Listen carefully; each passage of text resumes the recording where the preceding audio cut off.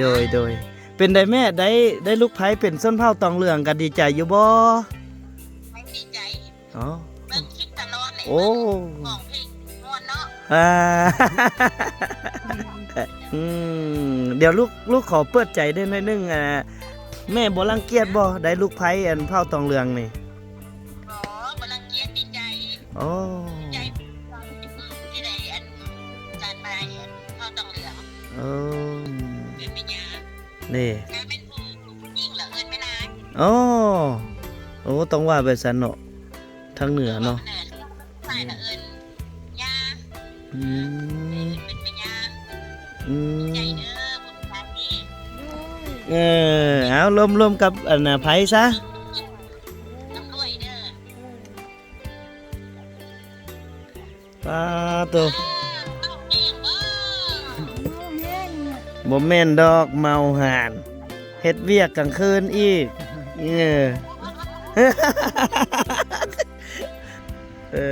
เอาอีกคนนึงซะให้มันเป็นสายสัมพันธ์ความฮักเนาะได้หรอวะมันดูเนาะมันเนาะมีมาเกตปัญญาได้ปัญญาปิยาม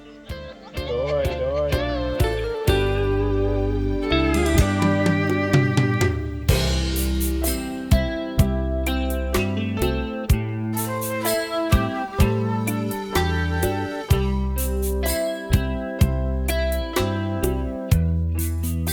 พี่สบายดีแม่สบายดีแม่โอ้โทรมายามแม่ย่าแม่ย่าโทรมายามลูกไผ่บนนี่ลูกโทรไปโทรไปหาแม่โอ้เอาลูกไผ่ให้แม่เบิ้งอ๋อโดยอันนี้จากบ่เตียงคำหน้ากายเด้อแม่ไปเนาะค่อยนี้เป็นอันน้องพ่อเพิ่นอ๋อพ่อน้องลาเขาโดยเป็นได้แม่ได้ลูกไผ่เป็นส้นเผาตองเหลืองกันดีใจอยู่บ่ไม่ดีใจอ๋อเบิ่งคลิปตลอดเลยโอ้ของเพลงม่วนเนาะโอ้โดยโอ้ป๋าตัวคักถือว่าเป็นงานยิ่งใหญ่ที่สุดเลยแหละมันก็เป็นคันสิว่าแล้วก็มันก็เป็นครั้งเดียวที่มีแบบนี้เนาะแม่เนาะเดี๋ยวลูกขอเปิดใจได้หน่อยนึงแม่บ่รังเกียจบ่ได้ลูกไผ่อันเผาตองเหลืองนี่อ๋อบ่รังเกียจดีใจดีใจที่ได้อันจานมาอันเผาตองเหลืองมันเสียใจแต่ว่าหลานชายบ่บอกโอ้นั่นแล้วเขาให้เลยบ่ได้บอกแบบว่าเพิ่นก็หลายเวียกแม่เอ้ยเพิ่นก็หลายเวียกหลายงานเลยเกี่ยมงานนี่ก็โอ้หัวหมุนไปเลยล่ะผู้ใดก็ได้ลูกก็มาแต่ขม่วนก็ขี่รถมา12ชั่วโมงพุ่นน่ะมาแบบรวดเดี๋ยวเลยเมื่อยแท้เมื่อยว่ามาเพื่อเบ้าไล่กับสาวลีนี่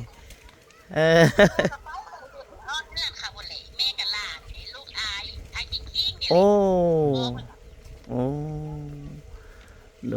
ยอ่ะเป็นน้องสาวล่าของเป็นน้องแม่บ่เป็นน้องพ่อเนาะเป็นน้องพ่อนั่นใดก็สาวลีก็เอิ้นแม่ย่าเนาะนี่โอ้ต้องว่าแบบนั้นเนาะทางเหนือเนาะเป็นปัญญาใจเด้อบุญตาพี่เอารวมกับอันน่ะไผซะน้ำรวยเด้อตัวบ่แม่นดอกเมาห่านเฮ็ดเวียกกลางคืนอีก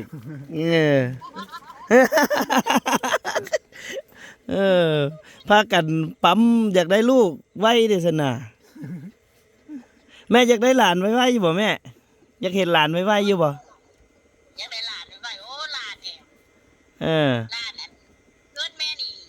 12คน นั่น แต่อันนั้นวางเป็นเล่นไปมั้งล่ะ อืม ไอ้12คนล่ะ โดย ผู้อายนี่ โดยปลาตัวว่าลูกมาล่มกับย่าดีๆวะนอนอยู่ แต่ลูกมันนมีใหญ่ เอ เดียว อ หนูไหม ลูก มีเวลามียาม เอ เลย ลูกมาล่มกับย่าดีๆบ่เอาให้เพิ่นล่มกับอัน หนูไหมน้อง ย่าเพิ่นสามมาล่มกับย่าไว้ เมื่อยเพิ่นเมื่อยแม่เฒ่าแม่ย่าเอ้ยสาวลี ที่ผู้เขาคอมเมนต์ลูกเด็ก บ่ แม่เขาคอมเมนต์ลูกดูเลยลูกเอาลงเฟซนะคอมเมนต์ดีใจนักเด้อรักใต้จังเสร็จจังสีนี่คอมเมนต์ต เอ ลอดเลย เอาจังไดก็มายามเขาเจ้าเด้ เจ้าเจ้า ต้นนะเพิ่นโทรหาตั้งโทรหาเพิ่นเลยแม่นบ่นี่โทรไปแจ้งเพิ่นหลังจากแล้วแต่งดองแล้ว ได้เห็นแต่คลิปแล้วเนาะแม่ ได้เห็นแต่คลิปแล้วเนาะ เห็นคลิปเลยแม่แซ่บหางเลยโอ้ยหลานเอ้ยเอาเมียกับบอกแม่เนาะจังเสร็จเด้จะโทรหา แม่เออ ก็หัวผ่าเด้ แม่อยากให้เพิ่นอยากให้เพิ่นเอาลูกจักคนนี่ตามความคิดแม่น่ะ โอ้ค่ะลูกเก่านั่นมี2เนาะ เอาลูกใหม่อีกนี่ ลูกเมียจะคน ลูกเมีย3 คน 3คนเราเป็น5ว้าวแล้วบ่ได้5คน โอ้เอาฮอดโหลนึงซะ12 หลายคนว้าวแล้วบ่ นี่อวย 3ลูกเปลือกสอง อวยพรพวกลูกอวยพรให้เพิ่นเด้ให้มีลูกเต็มบ้านหลานเต็มป้า เลี้ยงบ่ไหว้เดี๋ยวนี้น่ะยาแหละเอาสัตว์แต่5คนน่ะใช่ เอาอีกคนนึงซะให้มันเป็นสายสัมพันธ์ความฮักเนาะ ก็ได้หรอวะ แหม่โอ้ยแม่ย่าโทรมาหาสาวลีคักแท้นั่นนี่กะเนาะโทรไปหาแม่ย่าเนาะให้ได้ลมโอ้ยหลานก็ตั้งบ่แจ้งเนาะแม่เนาะตั้งบ่บอกเลยเนาะ โอ้บัดนี้สิ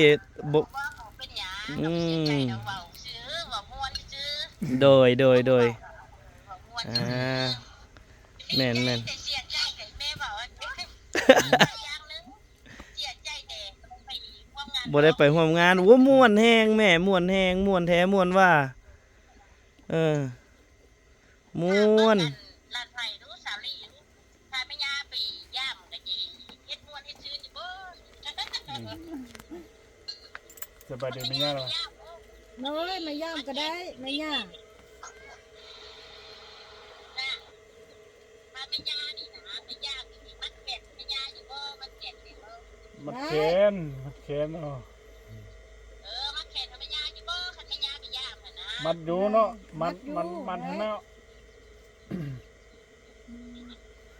เลยมัดแขนแม่ย่าได้คันแม่ย่าไปย่าม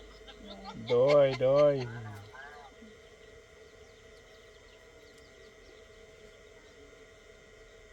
เสร็จแล้วอยู่นี่แม่เด้อ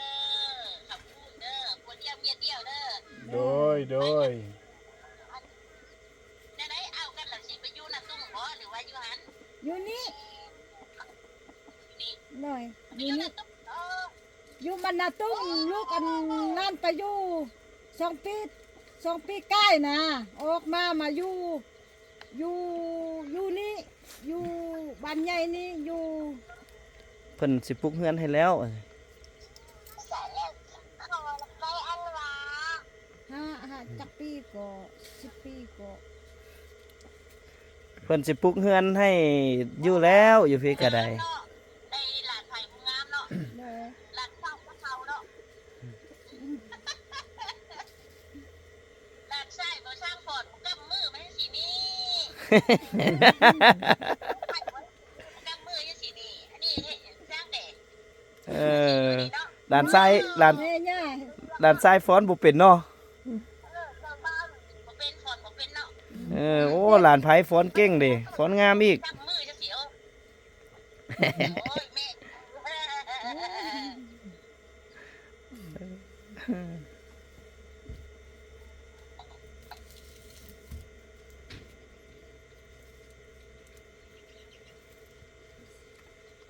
แม่เขาเด้อแม่เด้อขอบใจหลายสบายดี ทำไมดีมีแห้งเด้อ โดย ข้างล่างอันนั้นไปย้ำยังเห็นโอ้บ้านเขาต้องเหลืองเป็นได้ โดยโอ้ยสบายดีอยู่แม่โดย โอ้ก็ทำบุญวัฒนาหันแหละ โดย มันก็เอาแนวนั้นบ่ห้ามเด้อ โดย เฮ็ดดีทำดีเฮ็ดอันเพียรเฮ็ดการน่ะของหมู่ยังกระทำเผาเพิ่นไปเฮ็ดพิษเพิ่นบ่ได้เด้ไปเฮ็ดพิษเพิ่นบ่ได้ถ้าว่าเพิ่นบอกหยังคันเฮาสิเฮ็ดหยังเฮาต้องถามเพิ่นบ่ โดย ต้องถามเพิ่นพิษเขาได้เฮาเป็นระดับสุดให้เพิ่นเป็นเผาโดย ต้องเหลือง ไอ้บุญน เพิ่นสิเพิ่นเอา ำไอ้บุญนำเป็นหัวหน้า ทำแล้วเฮ็ดหยังกับต้องถามว่าเพิ่นเฮ็ดแนวได้คือ โดย แนวไหนต้องปัญหาเฮาบ่ทำเฮ็ดผิดเพิ่นเหล่านี้บ่ดีได้ โดยเจ้า อาเจนท่านโกแมน บาย ไอ้บักซุกหันโกแมน อืม แมนมัดแมนตังคุณนื่นแหละ เป็นไอ้น้องเบิดเนาะสาลีเนาะ อันนั้นได้กันมัด เป็นไอเตียงคำก็มา3 ปีแล้วตั้งแต่ มา2 ปีแล้ว อืม มาเห็น2 โอ้แต่อยู่ป่าพุ่นเนาะ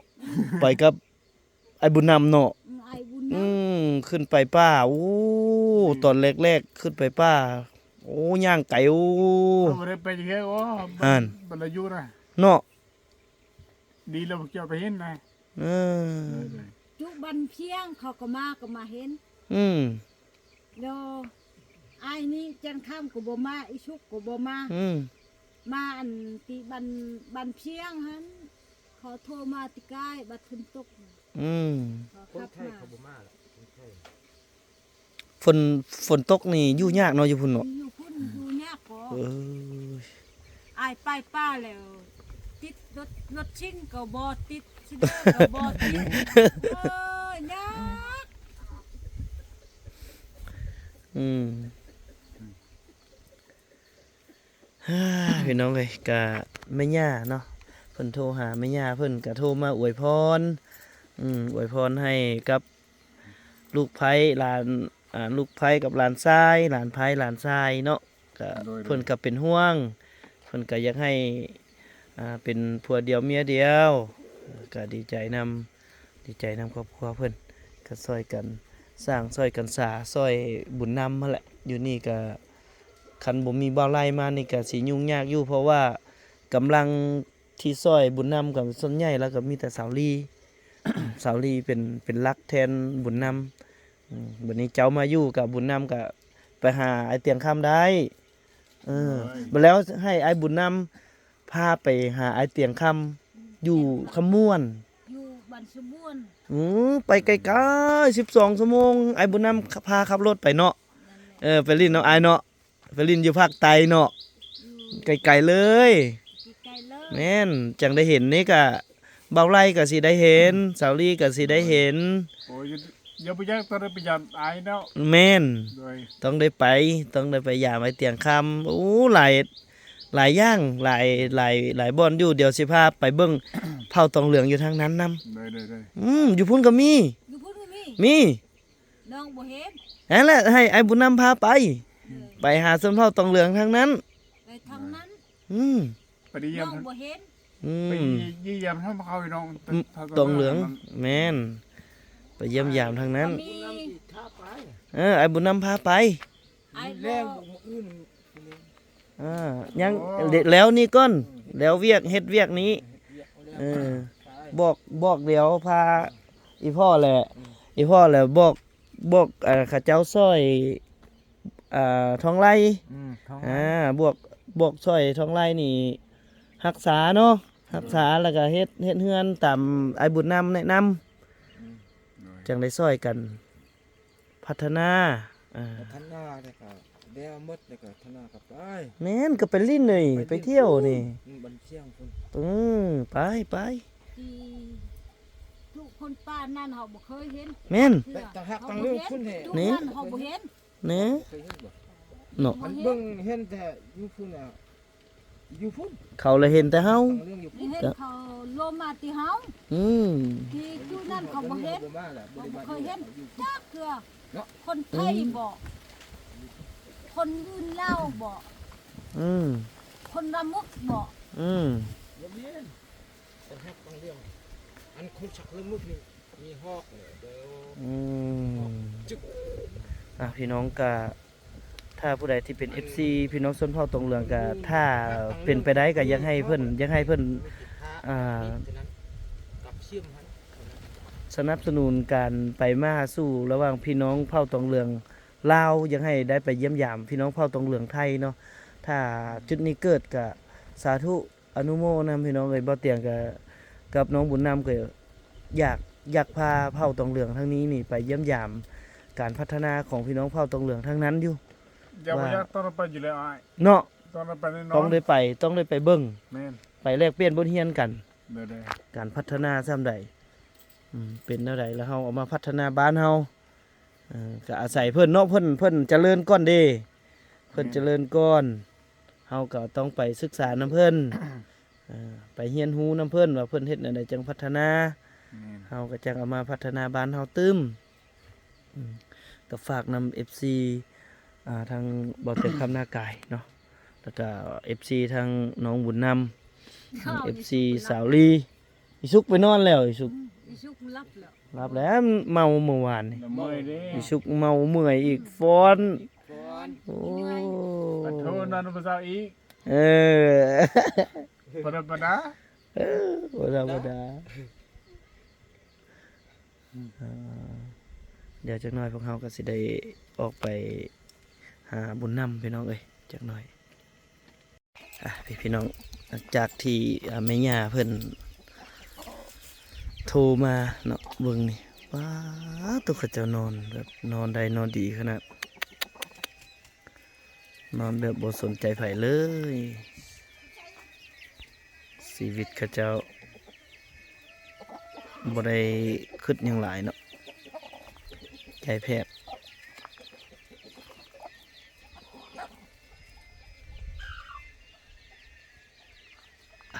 เดี๋ยวไปเบิ่งวิถีชีวิตประจำวันของเขาเจ้าเนาะโดยเฉพาะแม่นเด็กน้อยส้นเผ่าตองเหลืองที่หลังจากที่เขาเจ้ามาจากในเมืองเขาเจ้าก็มาลิ้นอยู่พี่ใดเด้สามไอ้น้องเขาเจ้าก็ลิ้นตามป่าตามดงบ่ซี่คือสมัยแต่เขาเจ้าอยู่ป่าเลยโตยังยงฮะโตยังลูกได้โตยังอู้ได้ตกกบเนี่ยเอาอยู่ใส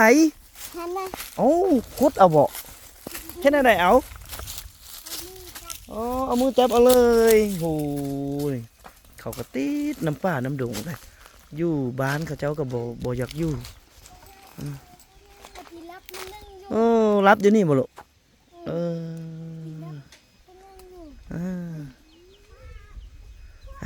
เดี๋ยวเบิ่งเพิ่นสิเอาไปเฮ็ดหยังครับเบิ่งเด้อเดี๋ยวเพิ่นสิเอาไปเฮ็ดหยังนี่น่ะได้เฮาตกกบแม่โอ้ได้เฮาตกกบปลานี่เอามาให้สติ๊กมาให้ติ๊กซะเอาสิเลี้ยงโอ้ยเอาข้ากินเอาปิ้งกินเนาะเอาปิ้งกินนี่เป็นหยังปล่อยมันไปซะน่ะปล่อยมันบ่ยงใส่เอามาเบิ่งดูยงเบิ่งดูใส่มันเป็นตัวแบบใดเบิ่งดูอู้ตัวบักใหญ่หนึงจูบมันดูจูบแล้วมันสิเป็นผู้หญิงได้จูบมันดูจูบปากมันแล้วมันก็เป็นผู้หญิงล่ะแล้วมันเป็นคนเลยได้เจ้าชายจูบเลยจูบเลย ดูตา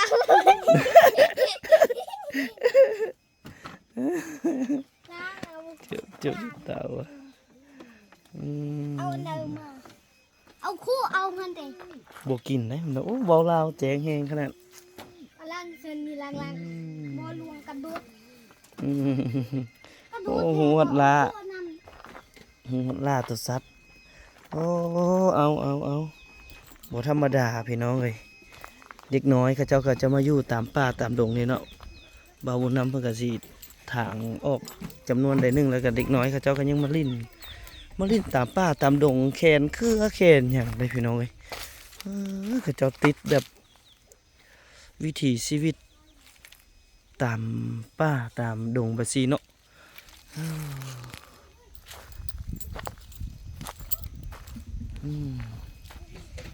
นี่คือบรรยากาศตอนเที่ยงกับบอเตค่ำก็น่าจะได้ติดตามวิถีชีวิตของข้าเจ้าได้อีกน้อยหนึ่งนะพี่น้องเนาะหลังจากที่มาอยู่พี่2 มื้อ 1 คืนก็น่าจะอยู่ฮอด3เนาะ3 มื้อ 2 คืน แต่น้องจอมนี่ติดเด็กน้อยนี่ติดบ่าวสุกเลยติดบ่าวสุกแหงเนาะติดบ่าวสุกแบบว่าพี่น้องสนพอตองเหลืองทุกคนคือแบบฮักแพงบ่าวสุกมานี่จื้อแหงจื้อบ่าวสุกนี่จื้อแหงเลย